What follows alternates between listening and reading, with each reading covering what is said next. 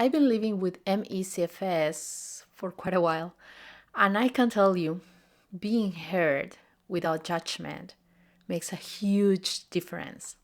So, in this video, I want to share how real support looks like, at least in my experience, and what has helped me feel a little bit more understood and, yeah, what you can do to show up for someone going through this. If we haven't met yet, hello, I am Amy Amaya. I was officially diagnosed with ME/CFS in January 2025. And in this channel, I share my experience and insights of what I have learned so far. Welcome to my Chronicas. Now, let's talk about what actually helps. The first thing I want to mention is please be present. Try to not fix things. Most people, I know they mean very well. They want to help, but jumping into solutions can make us feel like we are not being heard, actually. What helped me the most was when someone just sat with me and no phone in the hand, no multitasking, just listening. So try this. Put away distractions, let the person talk, don't interrupt or jump into giving unsolicited advice, just be there. ME/CFS symptoms are, for most part, invisible. So when someone says, I'm exhausted or I can't think straight, it's easy to underestimate how bad it really is or it really feels. But simple validation can really go a long way. Now, try this. Say things like, okay, that sounds really hard. Or, I'm so sorry you are dealing with this right now. You don't need to understand every detail. And to be honest, I don't think if we get to explain to you every detail, you will actually fully get it. You just need to show that you actually believe them.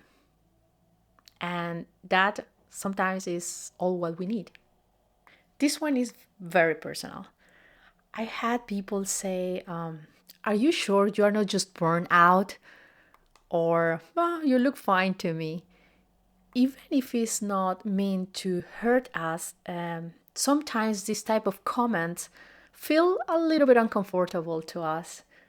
So what you can try is actually to trust what the person is telling you. You don't need a proof. You just need to let them know that you believe them. And this trust actually builds kind of safety for us.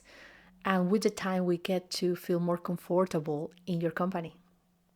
Now, ME/CFS changes everything: how much we can do, how long we can do it, and how fast we can recover. I know it's difficult to understand, but some days, for example, I can talk for an hour, and other days, just 5 minutes is really a lot or even too much. So, what you can try is, for example, if they cancel plans or say they need to rest, please take it seriously.